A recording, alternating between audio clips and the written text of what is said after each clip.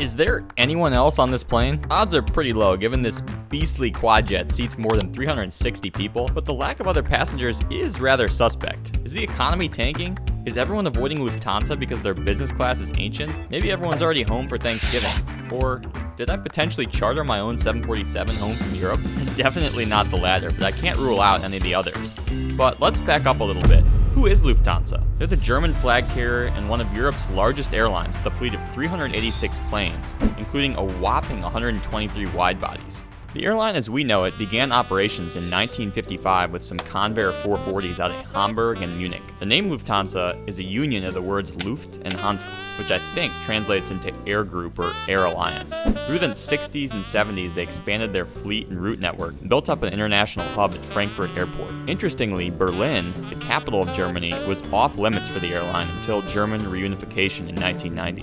So that's one of the main reasons why Lufthansa doesn't have a huge presence there today. In the 1990s, Lufthansa really started to take off. The company broadened its service offering, landed a number of global strategic partnerships, and went private in 1997.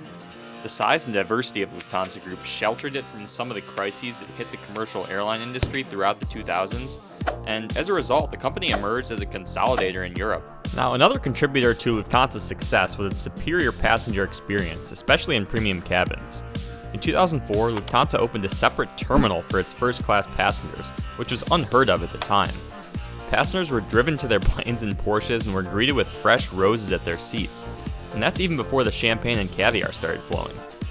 The airline's business class seat was never a real head-turner, but they could still be counted upon for high-end service, quality food, and a decent ground experience, especially at their main hubs. Recently, however, some have noted that Lufthansa has fallen from grace and only offers a mediocre business class at best. Well, today we're going to figure that out for ourselves on board the trusty old Queen of the Skies from Frankfurt to New York. Let's go.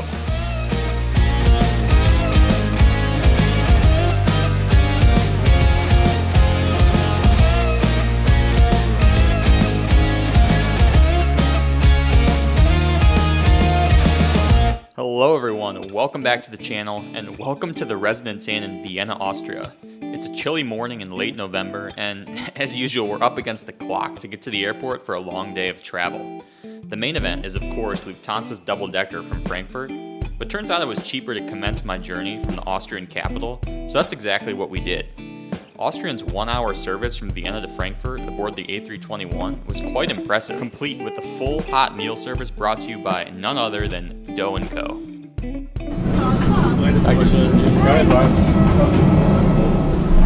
Upon arrival at Frankfurt Airport, we are greeted by an excessive amount of Lufthansa branding.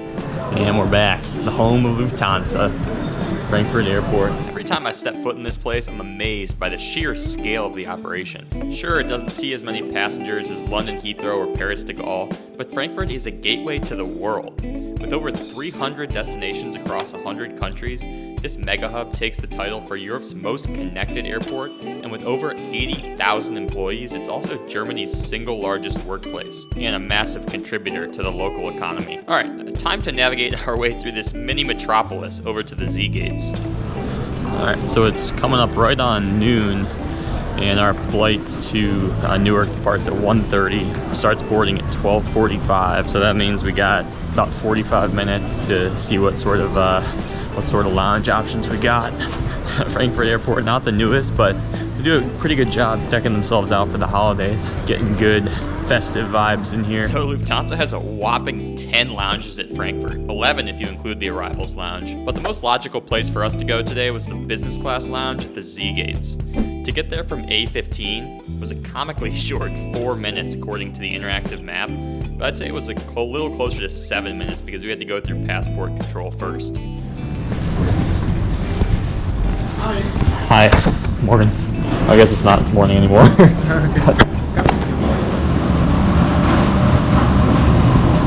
you very much. I'll sit this. Okay. So yeah, if you're on a US-bound flight and don't have Star Alliance Gold or Senator status, this lounge is probably going to be the most convenient for you. I haven't surveyed all the Frankfurt lounges in depth, but this one was certainly good enough for my needs. Not necessarily luxurious by any means, but sizable, clean, well-stocked with food and beverages, and connected to the World Wide Web via wireless network. Oh, and the natural light is a plus, but the windows have those annoying stripes on them, so the photo ops are a bit lacking. But we really didn't have a ton of time here, so I beelined for the buffet and tried to sample as much as I could without overeating.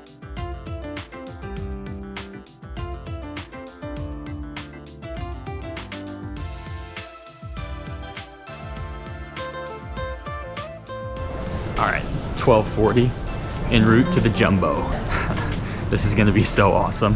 Last time I was on 747 had to be the British Airways one pre-COVID, and you know, this doesn't have as much sentimental value just because it's not the OG 400, but the seating situation is going to be interesting. When I checked the seat map on the main deck, it looked like there was a lot more room. Now, keep in mind that I had originally selected a window seat on the upper deck, but then I had a bit of an epiphany that having a whole mini cabin downstairs to myself would be a whole lot cooler than having a seat open next to me on the much more popular upper deck. So it could be a move. I'm going to ask the gate agents when I get up there, see what the seat situation looks like on the main deck as well as the upper deck. So we'll get that sorted out and then get on our way to Newark. So please go to the gate. They're already boarding. Okay, bye, thank you. Great, dankeschön. And upon arrival at the gate, we learned that the seat next to me on the upper deck was now occupied, while rows 10 and 11 remained completely vacant. So that made the decision pretty easy. So I will give you then 11, okay? Perfect. 11 feet. So then this one is your boarding pass. Perfect. All set? Alright, dankeschön. Alright, so there was going to be someone next to me on the where I was on the upper deck, so kind of sucks to give up that upper deck experience, but I think for me it's cooler just to have a little mini cabin to myself, and I guess like if you're gonna be on a wide body, might as well be on a wide body, you know, as big of a novelty as the upper deck is, so should still be a great flight. Now the boarding area looks a bit chaotic, but the process was actually fairly organized.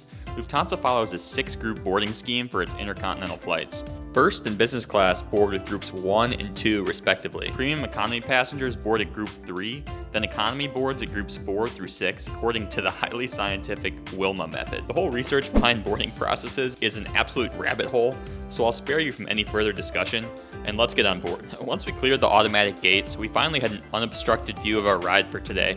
A 10-year-old Boeing 747-8 bearing the registration Delta Alpha Bravo Yankee India. Right now she's got the standard Lufthansa paint job and could be mistaken for just another Dash 8, but once upon a time she carried out a very special mission. I present to you the Siegerflieger, the flight of the winners, your 2014 FIFA World Champions. Her VIP transport days are behind her, but still kind of cool to think I might be sitting in the same seat as the legendary Sami Khedira. And of course, it wouldn't be a proper 747 boarding experience without more than one jet bridge. First and business class get their own special gangway to door L1, while all other passengers take the bridge to door L2. Now, I know my European frequent flyers probably take this for granted, but these glass jet bridges are a real treat. Most jet bridges in the US don't have any windows, and as such, are very unpleasant places to be. Hello. Okay, how are you? 086.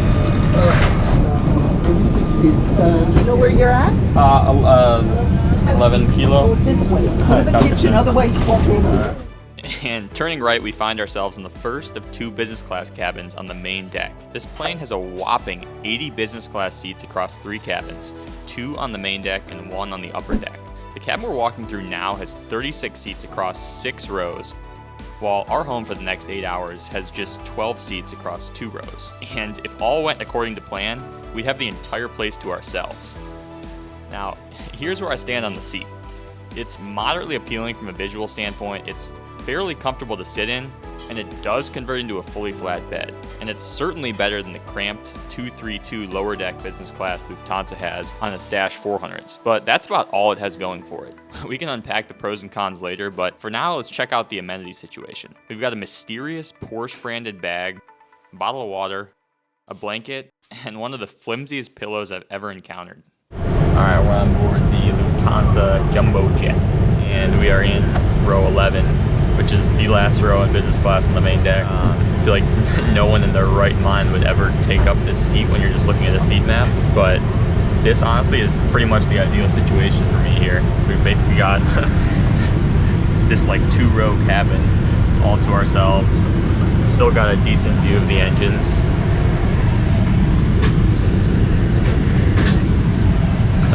It just feels like living large, honestly. All the rage is definitely on the upper deck, and I get it. I personally would love to sit on the upper deck. Better view of the engines, more intimate cabin, and you get more storage on your side. But, you know, as long as you don't have someone sitting next to you here, I feel like this is sort of the best situation possible. If this flight were full, it probably would not be very pleasant. But so far so good. Hopefully they don't upgrade a bunch of people and then this cabin fills up. But right now, it's basically like being on a private jet. Berlin, right there. That's right. You have changed seats. That's all right. I have. Oh, okay. Perfect. Your colleague just came by. I told her you're very organized. Can I do both champagne and still water? Awesome. Dankeschön. For all you sommeliers out there, Lufthansa serves a champagne called Heidsieck Monopole Blue Top, which appears to retail for around $40. Looks like some Eurowings, a Eurowings branded glass. Interesting. Now, I don't think many people would notice or care, but Eurowings is a budget airline, so you'd think Lufthansa would want to keep that brand far away from its premium cabins on its flagship routes. I mean, you don't see Singapore Airlines serving drinks in Scoot glassware. Brand confusion aside, the crew had been incredibly professional and attentive so far, certainly a premium feel from that perspective. It wasn't long before a menu miraculously showed up at my seat. While I was perusing the food and drink options, the captain came on to welcome us aboard and tell us a little about today's flight. Good morning, ladies and gentlemen. Actually, good afternoon, ladies and gentlemen. My name is Philip Niederlich, the captain. On behalf of the crew and Lufthansa, welcome aboard our 747 to New York. All passengers have boarded, and we are presently loading the last bags and a couple of pets, probably dogs and or cats. So whoever checked in the dog, I see it presently being loaded in the aft car compartment. So the dogs and cats will be on board. It'll be about another 5 to 10 minutes until we are ready for departure. Feel safe and comfortable with us. We're happy to have you aboard today. Thank you for your confidence. At around 1:35, we pushed back and commenced our roughly 15-minute taxi over to runway 18. Next door was a 23-year-old Airbus A340 bound for Denver, Colorado, a longer trek than ours, clocking in at around 4,400 miles and 10.5 hours.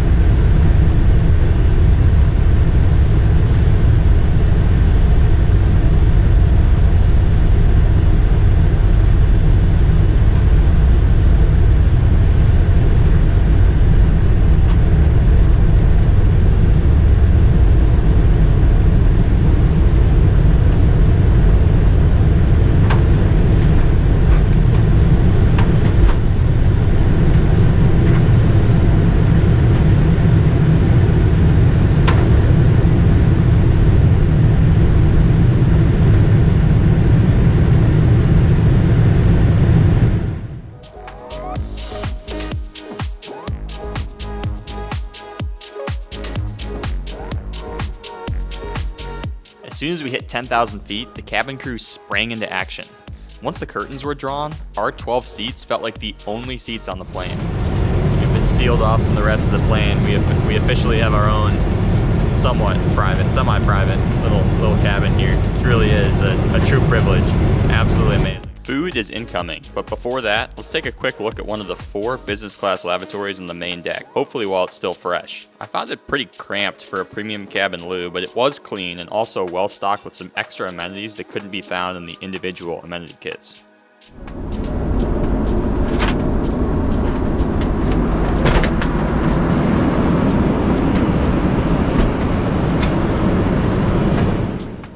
Upon our return to 11 Kilo, we found a hot towel. Kinda strange they wouldn't wait until I got back to present it in person, but hey, also partially on me for being absent from my seat this early in the flight. And the crew actually ended up being very personable, friendly, and engaging, but more on that later. For now, let's get this tray table popped down because the tablecloths are incoming. We're just figuring it out. Right time. Yeah, perfect. What may I get you to drink? Just the sparkling water. Yes, and something else? That's all for now.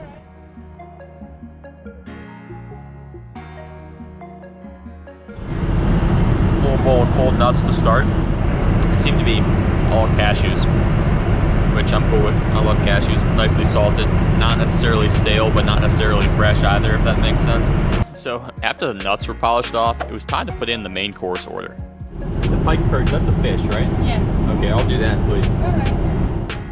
For the appetizer, I went with the tuna tataki. It came with roasted broccoli, as well as a number of tasty dips and sauces.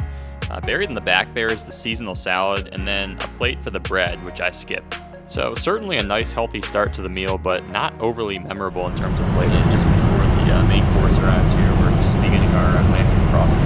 Looks like we're just to the south of Ireland. Getting that long trek across the ocean started. And here's the main, a skin-fried pike perch with mashed potatoes and a lentil slaw. Kind of plain, but it's not overtly bad. I will say the food was a lot better on Austrian. But portion size was solid, and the lack of flavor wasn't anything salt and pepper couldn't solve. Now, when it comes to dessert on airplanes, I have a pretty nasty habit of asking for more than one option, and today was no exception. But yeah, they just came by with the desserts. There's a cake option and a cheese option. I asked for both, and they obliged, which I'm grateful for, and we'll get to try both of them. And wow, that opera cake was mega, in all senses of the word. Not only was it rich and decadent, but the texture was a perfect combination of crunchiness and fluffiness, if that makes sense. The cheese plate was pretty basic, but it was a nice combo of creamy, salty, and sweet, with the dried fruit and jam. I don't know if there's any overlap between the ab geek and the bodybuilder community, but this is very much not on diet or on plan. On the days I'm not traveling, I definitely try to really tone it back. I mean, this is a lot more than, like, even just the business class meal service is a lot more probably than the average American should be having for their entire day's worth of calories, but it's a special treat. Post meal service, it was really tempting to just recline the seat and pass out, but we somehow overcame all odds and got on our feet. Step one was to walk around and get the blood flowing a bit. First stop, the iconic entryway at door L2. Then we took a stroll to the back of the main deck, ultimately ending up at this compact yet clean economy class lavatory. And back at 11K, we were greeted by a beautiful steaming hot double espresso that the crew had kindly prepared for me while I was gone. All right, we're back and we got the espresso going here. Feels kind of weird because it's 5 p.m. right now, Vienna time. That means it's 11 a.m. in New York. 5 more hours to go. Don't get in until like 4-ish East Coast time. So this will help us get back on East Coast time, maybe. These Dash 8s are equipped with Lufthansa's Flynet Wi-Fi, which will run you €9 for messaging only, €19 for 2 hours of internet access, and €29 for full flight internet. Now, since we had 5 hours left in the flight and it was the middle of a workday, albeit the day before Thanksgiving, I forked over the €29 for the full flight pass. It was spotty at times, but good enough for FlightAware and email, which is pretty much all I care about. Fast forward a few hours and we had reached land, which meant it was almost time for the second meal service. 2 hours, 13 minutes to go. Flight's going by pretty quick. Looks like we are just coming over Newfoundland.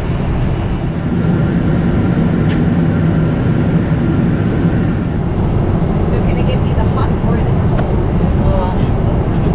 Hot is chicken with mashed potatoes, and the other one is basmati salad. I'll do the noodle. The basmati. Noodle, yeah. Any drinks? I will let you know. I'm still deciding on the Takeoff. Oh yeah, that looks very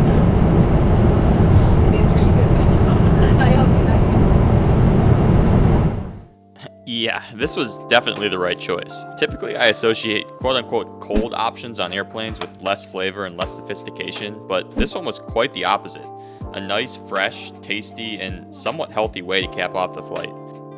We'll conveniently pretend this Bavarian cream doesn't exist. As usual, everything except the gluten disappeared without a trace, and once my tray was cleared, we had about an hour and a half left to make the most of our semi-private cabin. So I assembled a tripod and tried to find some unique angles. As I was hopping from seat to seat, it became clear these seats are pretty beat up.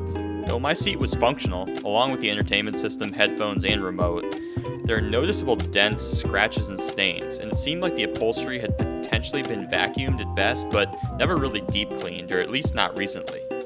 But none of that really impacted my trip in any material way. I just encourage you to expect an older seat with some design limitations if you're flying Lufthansa in business class anytime soon.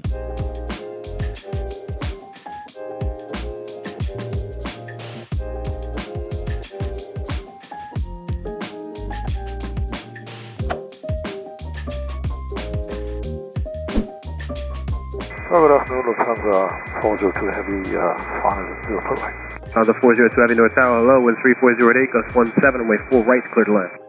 Clear left for right, Lufthansa 402 Heavy, and be advised, final approach speed will be 160. 160, copy that. The 402 Heavy, you can reduce the final approach speed now. Reducing Lufthansa 402.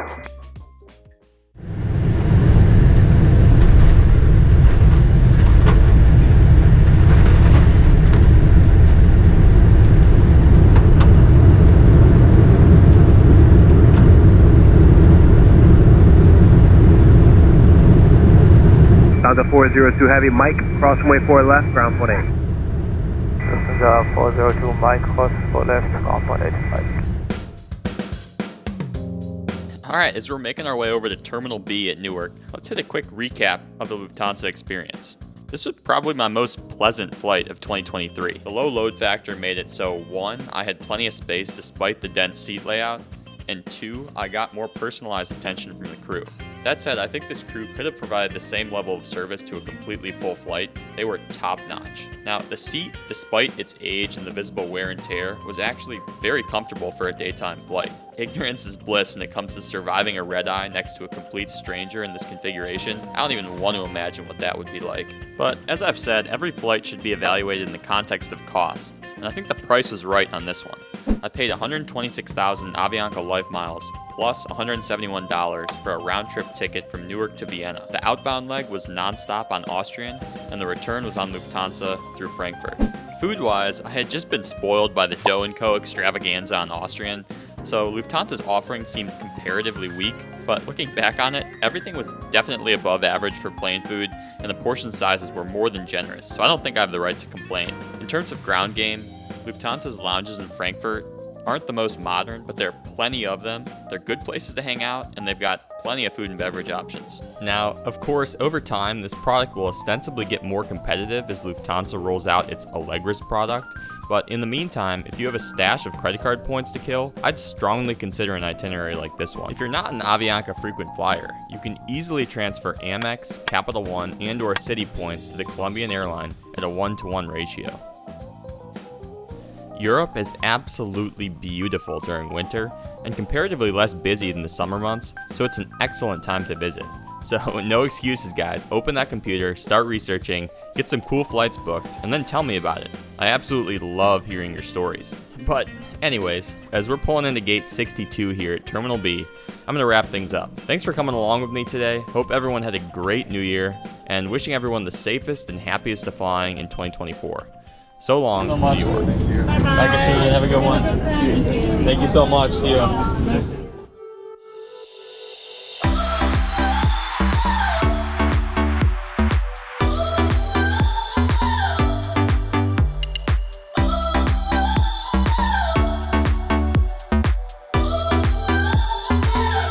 I've said it before and I'll say it again. Global entry is huge. Oh my goodness. Absolute chaos in the passport control at Newark Terminal B, but global entry was, I don't get why more people don't have it. Seriously, it took probably about 30 seconds versus an hour plus in that line, so really grateful for that.